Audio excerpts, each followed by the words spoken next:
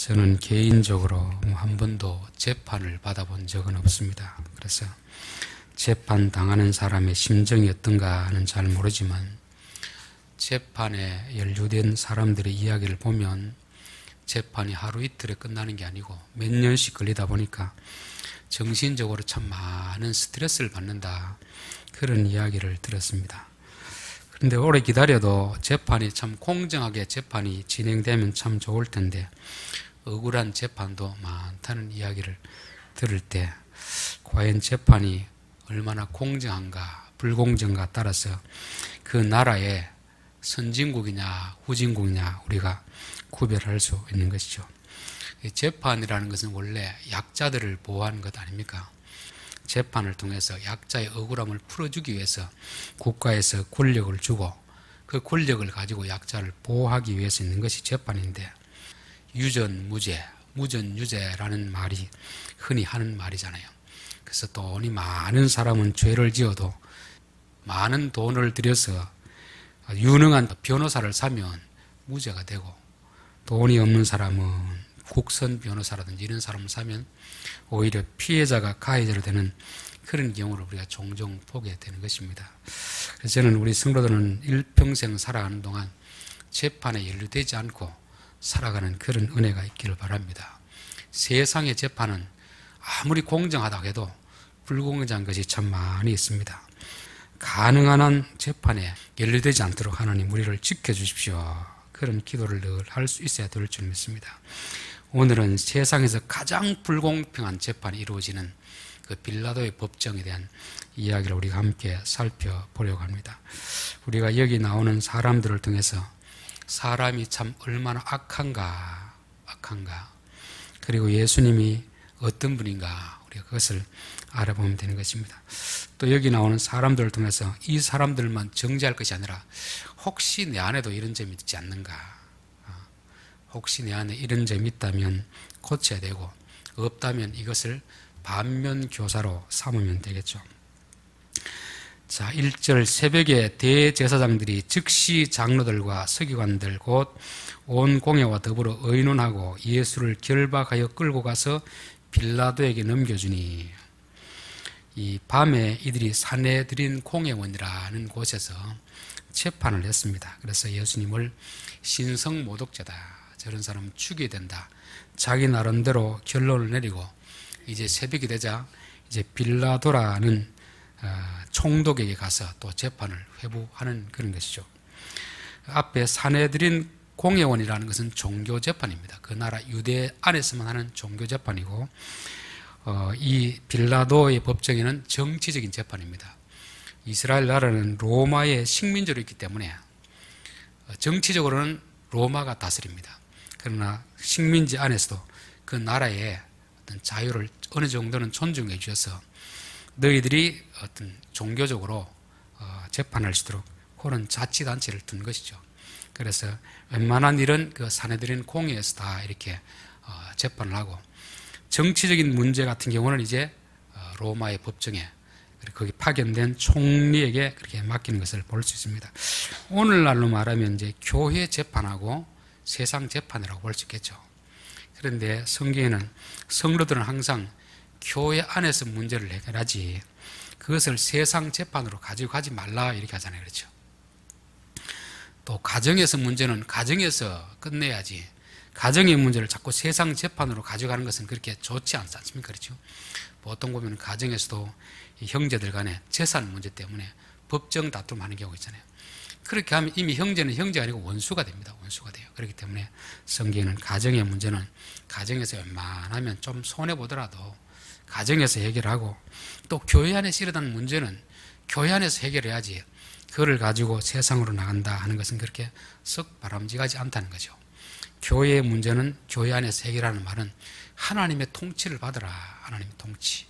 그런데 우리는 어떻게 합니까? 어떤 교회 문제 분쟁이 있을 때 노예에서 총회에서 하는 그 판결을 따르는 경우도 있지만 거기에 대해서 우리는 못 따르겠다, 세상 법정으로 가져가는 그런 경우가 참 많이 있습니다. 그런 분들을 보면 제가 생각할 때는 하나님의 법이 아니라 세상 법에 나는 판결을 받겠다, 그런 태도이거든요. 적어도 우리 성도들은 웬만한 문제 같은 경우는 가정의 문제는 어디에서? 가정의 어른들의 지침을 따르면 되고, 교회의 문제는 교회 안에 주의 말씀을 따라서 우리가 조금 손해보더라도 양보하면 되는 것입니다.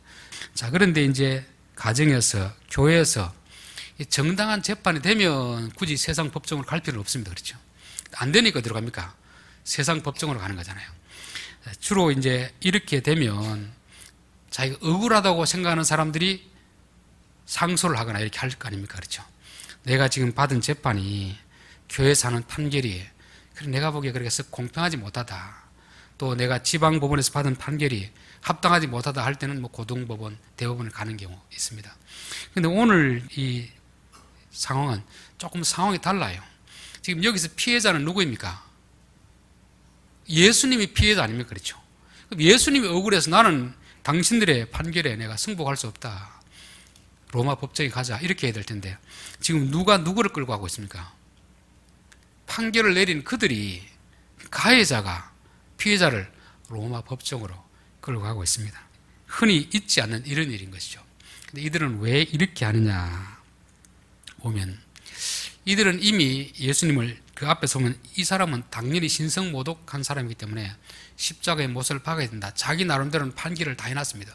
그럼 판결 내리고 죽이면 될 텐데 죽이려고 하니까 조금 마음에 끓이기는 거죠. 왜 그랬습니까? 백성들의 밀란이 일어날까봐 좀 두려운 것이죠. 그래서 이들은 자기들의 어떤 그 책임을 빌라도에게 떠넘기기 위해서 그렇게 하는 것입니다. 이 삼심제도라는 것은 재판에 불복해서 좀 더 공정하게 재판을 받고자 하는 제도인데, 이들은 오히려 이 재판 제도를 어떻게 합니까? 악이용하는 악이용. 자기들의 책임을 떠넘기려고 이렇게 지금 하고 있는 것입니다. 그러니까 참 지도자라는 사람이 얼마나 악한 걸 알 수 있겠죠. 우리가 사람들에게 실망하는 것은 사람을 너무 높게 평가하기 때문에 그렇습니다. 여기서 대제사장 같으면 오늘날로 어떤 사람이 되겠습니까? 총회장이라든지 뭐 그렇죠. 그분들 같은 우리는 어떻게 생각합니까? 그분은 거의 뭐 예수님 수준으로 보고 있잖아요. 그런데 사람은 아무리 지위가 높더라도 악한 본성은 없어지지 않습니다. 오히려 악한 사람이 지위가 더 높을수록 어떻게 하면 더 교묘하게 악을 지을 수 있는 것이 오늘 이 장면을 보여주는 것입니다. 이 대제사장이라든지 장로들이라든지 서기관들은 그 나라에서 하나님을 잘 숨기고 백성들을 잘 인도하라고 주신 자리 아닙니까? 그렇죠? 그런데 그 예수님을 누명을 씌워가 죽이려고 하는 것입니다. 왜냐하면 자기들의 기득권에 손해가 나기 때문에.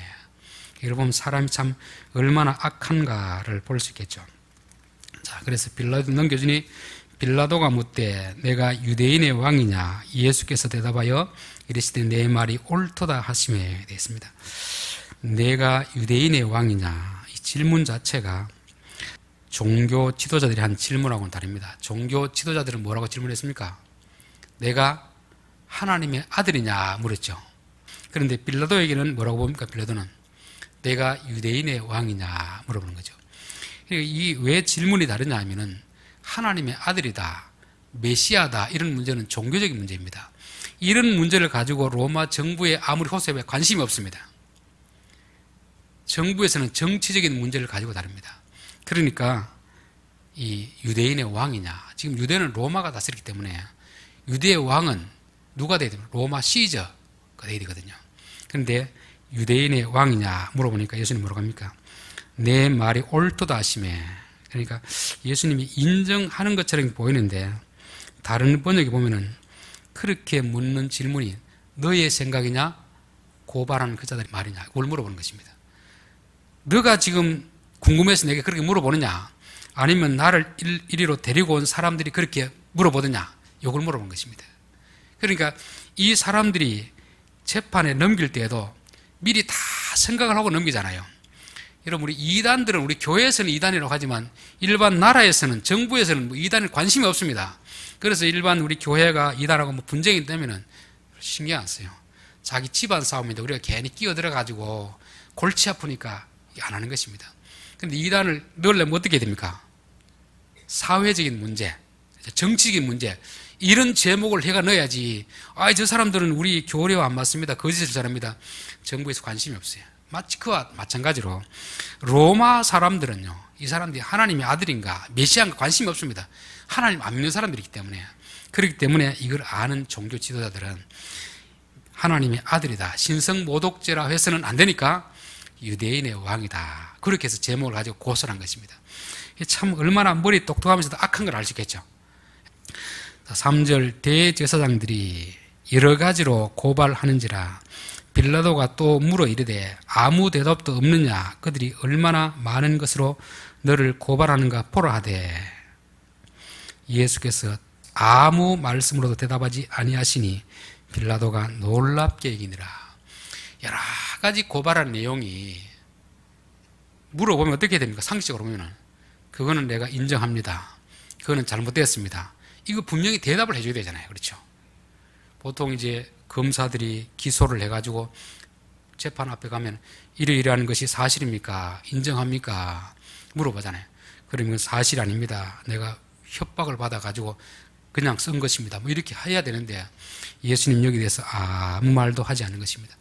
인정하는 겁니까? 인정 안 하는 겁니까? 예수님이 인정하는 것도 아니고 하지 않는 것도 아니고, 그렇다고 하면 인정하는 것이 되잖아요. 아니다고 하면 이게 뭐가 됩니까? 또 거짓말이 될 수도 있잖아요. 그래서 예수님은 가만히 있는 것입니다. 가만히 있는 것이죠. 우리가 보면 참 답답하겠죠. 옆에 만약 제자들이 그 법정에 참관했다고 하면 어떻게 하겠습니까? 좀 예수님 대답 좀 하십시오, 아니라고 좀 한마디 말해 주십시오, 이렇게 할 텐데 예수님은 아무런 말도 하지 않고 있습니다. 왜 예수님이 아무런 말도 하지 않겠습니까? 하나님의 뜻이니까. 이 잔을 내가 져야 된다, 이 잔을 내가 져야 된다. 그러니까 하나님 아버지의 뜻이니까 아무런 말도 하지 않는 것입니다. 우리는 내가 억울한 일을 당하면 따져들고 분명히 밝혀야지, 억울한 소리를 들으면서도 많이 참고 있을 수는 없잖아요. 그렇죠? 그런데도 하나님이 참아라 하면 어떻게 됩니까? 예, 알겠습니다, 참겠습니다. 이게 성도들의 자세입니다. 우리는 내가 억울하면 참지 못하고 어떻게 해서든지 세상과 재판을 해서라도 찾으려고 하는 것입니다. 그건 누구를 못 믿는 거죠? 하나님을 못 믿는 거잖아요. 하나님이 참으라면 예, 알겠습니다. 그럼 누가 해결해 준다는 겁니까? 하나님이 해결해 준다는 것이잖아요. 적어도 우리는 예수님을 보면서 아하, 예수님 이렇게 하시는 것은 우리에게도 너희도 억울한 일을 당할 때 기도해보고 하나님이 참으라고 하면 참아라, 그러면 내가 해결해 주겠다는 거잖아요. 이미 하나님과 약속이 다 되어 있잖아요. 내가 십자가를 지고 죽으면 3일 후에 내가 다시금 부활시켜 주겠다 약속을 했잖아요. 못 믿으면 어떻게 합니까? 못 믿으면 못 참습니다. 내가 언제 그렇게 했습니까? 나는 그런 일 안 지었습니다. 자신의 무죄를 당당하게 말을 할 텐데 예수님은 가만히 참는 이유는 아버지의 뜻이기 때문에 그렇습니다. 그래서 우리 성도들도 때로는 억울한 일을 당하고 말도 안 되는 그런 모함을 당할 때 조용히 한번 기도해 보십시오. 내가 이 일을 밝혀야 될지 참아야 될지. 하나님이 참으라고 하면 참는 게 그게 지혜로운 것입니다. 내 스스로 해결하려고 하면 문제가 더 커지는 것이고, 하나님께 물어보고 하나님이 뭐 밝히라는 어떤 그런 감동을 주면 밝히고, 참아라 하면은 참는 게 좋습니다. 아마 대부분의 응답은 뭐라고 나오겠습니까? 참아라 하고 나올 겁니다. 참아라. 그러면 예, 알겠습니다, 하나님께 맡기겠습니다. 하나님 이 문제를 해결해 주십시오. 그래서 우리는 우리 스스로 어떤 문제를 해결하기보다 특별히 억울한 일을 당할 때 하나님께 맡기고 하나님이 해결해 주신 것을 경험해야 될 줄 믿습니다. 자, 6절. 명절이 되면 백성들이 요구한 대로 죄수 한 사람을 놓아 주는 전례가 있더니 밀란을 꾸미고 그 밀란 중에 살인하고 체포된 자 중에 바라바라 하는 자가 있는지라. 우리나라도 보면 이제 광복절 특사라는 게 있잖아요. 특사. 죄를 짓고 감옥에 있는 사람들, 그 중에서 특별히 자신의 죄를 뉘우치고 또 성실하게 이렇게 하는 사람들에 대해서는 대통령이 쭉 조사를 해가지고 이 사람은 특별 사면을 해주잖아요. 사면, 그렇죠. 아마 그런 제도가 이스라엘 나라에도 있었던 것 같습니다. 6월절은 이스라엘의 최대 명절이거든요.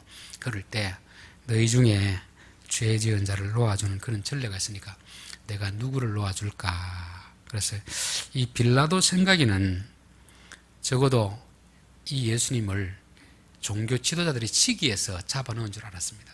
그런데 백성들과 종교 지도자들의 생각은 다를 줄로 알았죠. 그렇죠. 그런 백성들이 당연히 예수님을 놓아달라 할 것으로 생각하고 내가 누구를 놓아줄까 말하니까 이 백성들은 누구를 선택했습니까?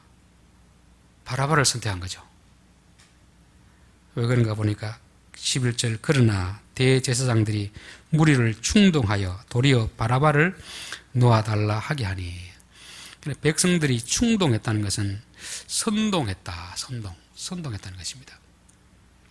아마 돈으로 선동했는지 무엇으로 했는지는 잘 모르지만 아마 사람들의 마음을 움직이는 제일 좋은 게 뭐겠습니까? 돈이잖아요. 돈. 그렇죠. 그러니까 사람들은 참 얼마 전까지만 해도 호산나 다윗의 자손이여 막 그렇게 했던 사람인데 시간이 얼마 지나지 않아가지고 완전히 바뀌어버린 것이죠. 바뀐 이유는 뭐겠습니까? 돈 때문에 그렇습니다. 돈 때문에 그렇죠.